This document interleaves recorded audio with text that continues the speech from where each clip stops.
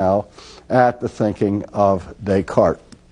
Descartes began his work during this period of radical upheaval, where the monolithic authority of the church had collapsed. The old medieval systems of the guilds had collapsed. The political structures of Europe had changed. And it was a very unsettling period for many folks because, in the most part, while the church was dominating things and had the monolithic authority that it enjoyed, people were content to get their questions answered by the dictates of the church.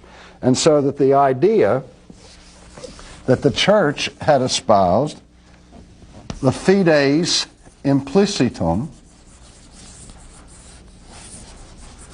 or the implicit faith that people were to give to the truth of God, had been transferred to the truths declared by the church and by church tradition. Now all of a sudden there's a crisis because the Protestant Reformation had brought about the greatest disintegration of unity of the Christian institutional church in her history.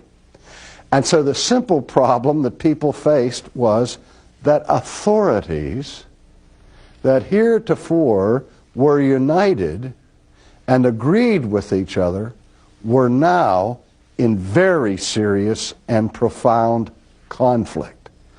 And so the person on the street was asking, who can I trust? Who do I believe? Are the Roman Catholics right? Or are the Lutherans right? Or the Presbyterians, the Calvinists, or whoever? And people now were exposed to both positions, and there was a great unsettling of the human spirit with respect to the whole question of truth. Now, some people responded to this with a new kind of skepticism and simply despaired of ever discovering truth. But that wasn't the personality of Descartes. Descartes stepped into this situation of confusion and skepticism, and he said, I want to find certainty. I want to have a knowledge of truth that I can rely on without being open to the vagaries of public opinion. And being a student of mathematics, he was trying to find truths that were as certain to him as the conclusions that could be reached doing the work of math. And so he wrote a book which was very important, called The Discourse on Method. He's also famous for his other work, The Meditations, but The Discourse on Method was the book in which he introduced his method or his way of thinking in order to arrive at certainty and in truth. He said that the method of searching for truth involves two elements: intuition and deduction. Now I have to pause here because when we talk about the term intuition, we liken it to some kind of an imaginative sense or a hunch, or the thing my wife expresses when we disagree and I try to give a reason for my position and she says, what good is that? I have an intuition. And it's over. But the idea that he's using, the way in which he's using the word intuition, is to describe a rational concept, a rational idea that is so clear and so distinct that it is manifestly undeniable. So what he was looking for, what he was calling clear and distinct ideas. So that once you have those axioms or those basic primary truths, that to doubt them is to affirm them. They are givens, as it were, of reality. Those clear and distinct ideas form one part of his method.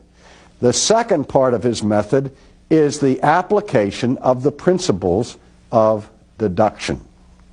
Now, when we talk about deduction, we talk about deducing conclusions from premises, which conclusions follow necessarily from the premises. When we talked about Aristotle's delineation of the science of logic, you recall, he saw that the first element of logic was the law of non-contradiction. But in addition to that, there were also the laws of immediate inference. The laws of immediate inference. And these laws govern the relationship of certain inferences that are drawn from premises or from propositions. For example, if it's true that all men are mortal, what would that say, which happens to be a general affirmative proposition, a universal affirmative, what would that say about the statement, some men are mortal? Would that statement be true, Roger? If all men are mortal, would it also be true that some people or men are mortal, do you suppose? It wouldn't be true. Well, let me put it this way. If all cats were gray, would some cats be gray? Yes, sir. Yes, sir. So that here we have a particular affirmation that would be obviously true, right? If all men are mortal, then it'd certainly be true that some men are mortal. Now, you may say, well, wait, it's not true because you're not saying enough because it's more than some, it's all. No, but if all are something, then certainly some are. Now, suppose I said all men are mortal and some men are not mortal. True or false? False. Because if all are in this particular category, then you can't have some who aren't in that category. And so the laws of immediate inference are drawn to show instantly on the computer of your mind whether or not these propositions jive with each other. Now, we also make a distinction between possible inferences and necessary inferences. For if I say, all men are mortal, Socrates is a man, therefore, Socrates is mortal. Descartes and all logicians would realize that that conclusion follows necessarily from the relationship of the premises.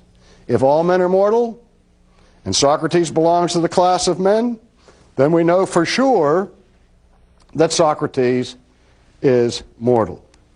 That is a necessary inference drawn from the premises. Now, sometimes you can have possible inferences which may or may not be true, but you don't want to confuse those with necessary inferences. And that's a significant thing because many of the conclusions that we reach today, we reach because we read something and we see, well, on the basis of this information, it's possible that the conclusion would be such and such. And then we commit ourselves resolutely to that conclusion. When if it's only a possible inference, it may not be true. To say that it's possibly true is one thing. To say that it's certainly true is another. Now, I labor this point for this reason. Descartes was not satisfied with reaching possible inferences.